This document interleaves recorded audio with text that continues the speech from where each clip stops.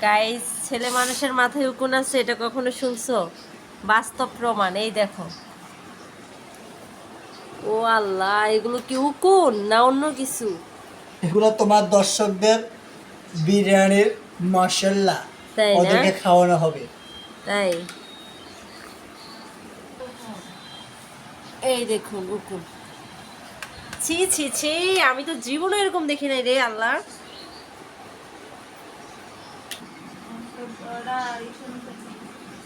কিছু করার নাই, শেষ, পুরা মানিজ্জত শেষ। সত্যি একটা কথা কি, মানে সব সময় আমার রান্না করার চেয়ে যে কোনো সবজি কেটে কুটে রেডি করে নিতে খুব বেশি ভালো লাগে। আর সবজি কাটতে অনেক বেশি পছন্দ করি, আর সেটা যদি হয় পছন্দের কোনো সবজি তাহলে তো আর কোনো কথাই নেই। কিছু কিছু সবজি আছে যেটা কাটতে খুবই ভালো লাগে, আবার এমন কিছু আছে যেগুলো কাটতে একদমই ইচ্ছে করে না। তো আজকে রান্নার জন্য কেটে নিলাম এখানে মূলা, আলু, শিমগুলো একদমই ফ্রেশ তাজা ছিল। খেতেও আশা করি ভালো লাগবে, যেহেতু এখনও সিজন মানে পুরোপুরি আসেনি, গ্রামের দিকে এখনও শিম বের হয়নি। তো এখানে প্রায় সময় শিম যেহেতু উঠে আমরা অনেকবারই খাওয়া হয়েছে। আজকে শিম দিয়ে বড় মাছ রান্না করা হবে, আর আরও একটা মজার রান্না করা হবে। যেহেতু প্রতিদিনই তোমাদের সাথে টুকটাক রান্নার ভিডিও সব কিছু শেয়ার করি, তো আজকেও শেয়ার করব কি কি রান্না হবে আমাদের বাসায়। তাই আগেই সব কিছু সবজিগুলো ধুয়ে কেটে রেডি করে দিয়েছে আপুকে, এদিকে আপু রান্নাটাও বসিয়ে দিচ্ছে।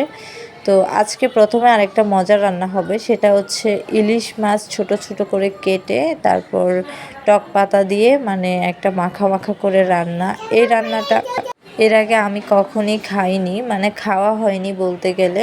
তবে আজকে যখন খেয়েছিলাম মাশাল্লাহ অনেক বেশি মজা হয়েছিল রান্নাটা। আর টক পাতা দিয়ে এমনিতে অন্য মাছ রান্না, মানে বিশেষ করে চাপিলা মাছ বা নদীর যে কোনো ছোট মাছ রান্না খেয়েছি। আর গরমের মধ্যে এভাবে টক পাতার রান্নাটা এক কথায় অসাধারণ। তোমরা যারা এখনও খাওনি অবশ্যই একবার খেয়ে দেখতে পারো, আশা করি অনেক বেশি ভালো লাগবে। প্রথমে পেঁয়াজ, রসুনের পরিমাণটা একটু বাড়িয়ে নিয়েছে, সব কিছু একটু ভালোভাবে কষিয়ে তারপর এগুলো দেখছো, এগুলো হচ্ছে সব টক পাতা। এগুলোকে একদম কুচি করে কেটে নিয়েছিল যেন একদম মিলিয়ে যায়, শাকের মতো হয়ে যায় অনেকটা। তো পেঁয়াজ, রসুন, মরিচ, হলুদ সব কিছু একটু ভালো করে কষিয়ে তারপর সেখানে টক পাতাগুলো দিয়ে নিচ্ছি। এই রান্নাটা খুবই সিম্পল, খুব সহজে হয়ে যায়, মানে জাস্ট 5 থেকে 10 মিনিট হলে হয়ে যাবে রান্নাটা। বেশি একটা সময়ও প্রয়োজন হয় না। দেখতেই পাচ্ছ রান্নাটা প্রায় অনেকটাই হয়ে এসেছে। তো পরিমাণ মতো একটু করে পানি দিবে, বেশি একটু পানি দিলে আবার ঝোল থাকলে খেতেও ভালো লাগবে না। তাই অল্প কিছুটা পানি দিয়ে ভালো করে ঢেকে একটু মাখা মাখা করে রান্না করে নেবে। আর বাকি রান্নাগুলো একটু পরেই করা হবে, সেটা আর ভিডিও না করলাম। তো যাই হোক, এদিকে রান্নাটা প্রায় অনেকটাই কমপ্লিট।